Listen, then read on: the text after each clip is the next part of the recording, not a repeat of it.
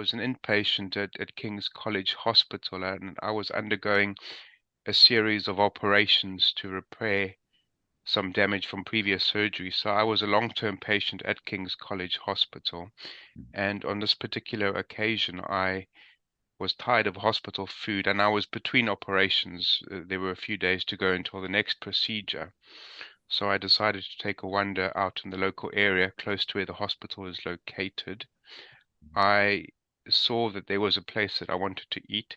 So I went inside, and this restaurant described themselves as cash only. So that meant I had to leave the restaurant, go draw the cash from the ATM, and then I went back inside. And when I approached them to place an order, they told me to please leave because I was, in their words, scaring the customers because of how I looked. So I asked for repetition of that. I wasn't quite sure what was going on, and they told me to please leave. So it was incredibly distressing because it really did affect me. I saw that as discrimination. So I went back to the hospital, and together with my family, we decided to complain. So we wrote to the restaurant. We gave them 2 weeks to complain, and they chose not to complain, to respond to that complaint. So I contacted the Metropolitan Police, who logged it as a hate crime in contravention of the Equalities Act of 2010.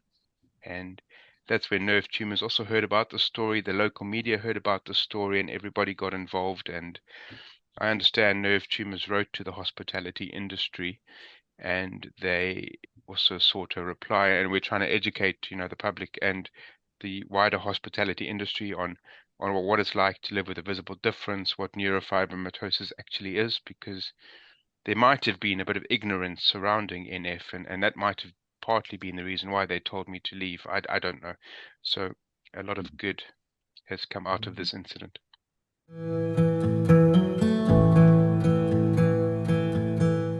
The only thing I would like to have done is to have had a conversation with them, and I would have asked, please help me understand, why have you made this decision? Because you end up sort of guessing, why did they think perhaps I looked like somebody who was infectious? Did they think that I was contagious? I'd just like to understand a bit more about why they made that decision.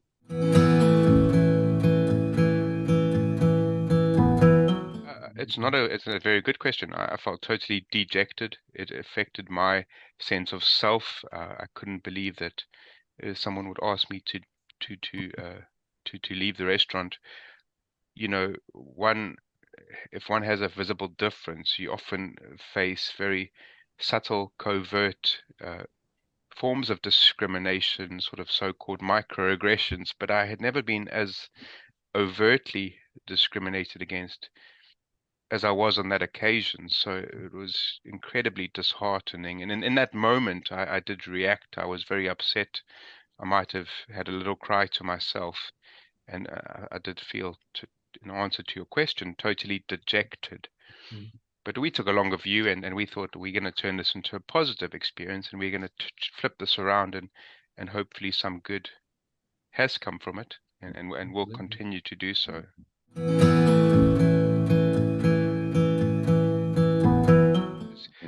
Generally, as I say, people do stare, and there might be sort of things that people do that aren't as obvious in terms of telling you to leave.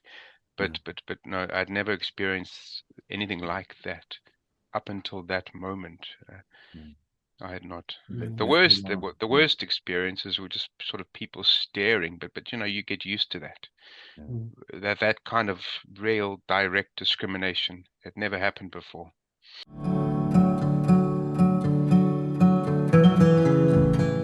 So I can only speak about the last 10 years that I've been in this country, and very fortunately I've been supported by the NF clinic at Guy's Hospital in London.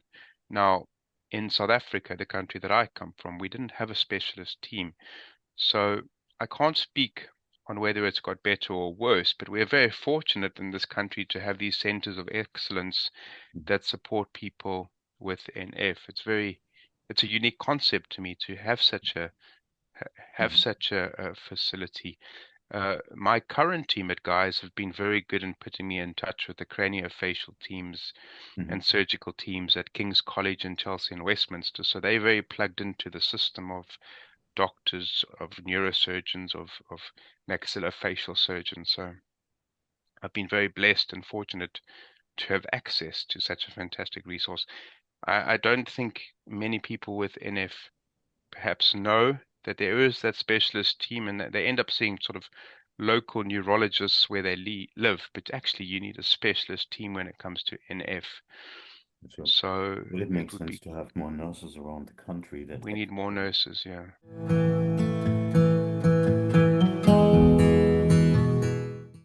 So often when I've had hospital encounters, periods of admission, there's still a lot of health professionals that do not know what is neurofibromatosis. Mhm. So I think in terms of the work you are doing, it's fantastic, but we need to engage with more medical professionals raising that sort of profile of NF. I think about times when I've had long stays in hospital, healthcare assistants, they often, when they're about to take your blood, they look at your skin and they sort of react. They think you're contagious. So it would be good if there could be a lot more Mhm. education. And it's a rare disease, and I don't expect every health professional to be up to date with all the Yeah. thousands and thousands of illnesses that there Yeah. are that are very rare. But it's a very good But start. in And fact, it's not that rare. It's no, 26,500. that's true. So yes, it's not that rare. And also for the hospitality sector, can we just perhaps let them know it's not contagious, I'm not infectious? Yes, this restaurant might have been a buffet style place, and perhaps they thought that I was going to contaminate their food. Mhm. But when we know better, we do better, and we need education.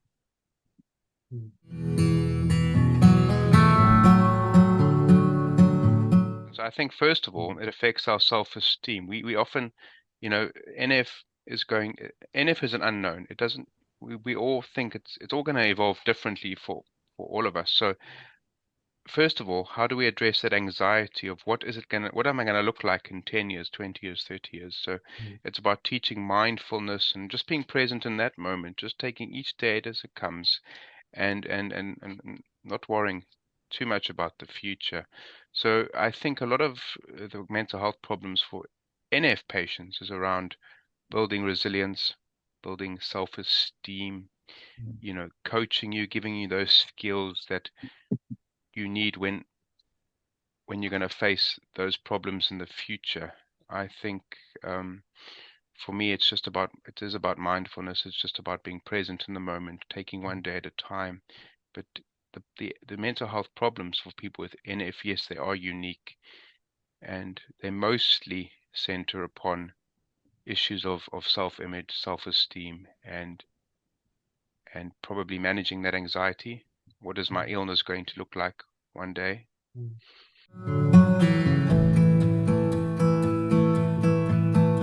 So it's anyone between the ages of 18 and 65. Okay. Call us within crisis. And what we do a bit of a triage. We assess any risks. Mhm. For example, are they thinking about ending their life? Have they put a plan in place? And then what we do is based upon that discussion, we signpost them to services appropriate to help them. So a lot of our work is just really about having a conversation, throwing in a bit of counseling, a bit of mindfulness, and then directing them according to their current presentation or their current crisis. So we know a lot about risk assessment. We know a lot about just having a conversation about how do we're not going to fix them during that call, but we're going to support them as best we can and try and achieve the best outcome for them.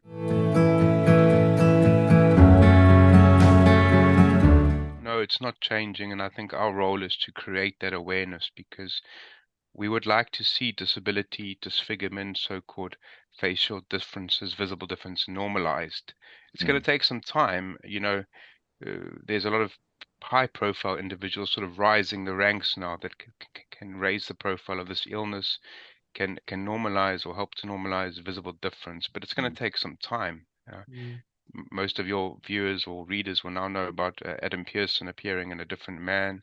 He has the same condition as me. So when people see people like him sort of rising into prominent positions, it's a good thing. It raises the profile and it helps normalize our condition.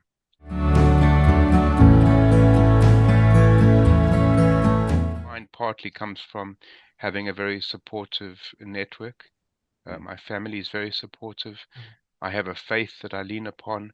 So those are huge contributors in terms of the way that I've been able to deal with this. And yes, you're right, not many people might be able to handle it in the same way. But I've learned as you get older, you learn confidence, and it will come. But I honestly believe just tell one person your story and build on that. If you're finding it hard to speak publicly, just tell one person your story. And charities such as Nerve Tumors are really helping people like me find our voices and being able to share our stories.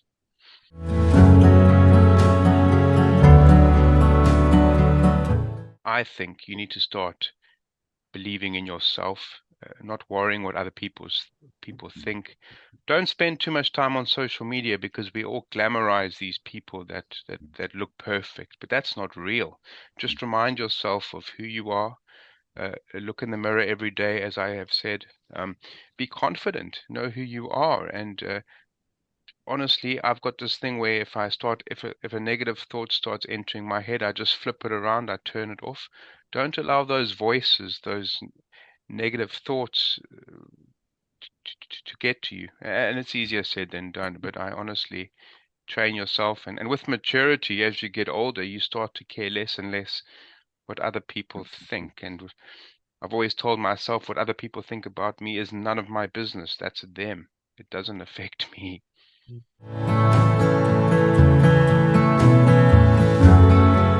So I seem to have found my voice all of a sudden. A lot of people have asked me to speak.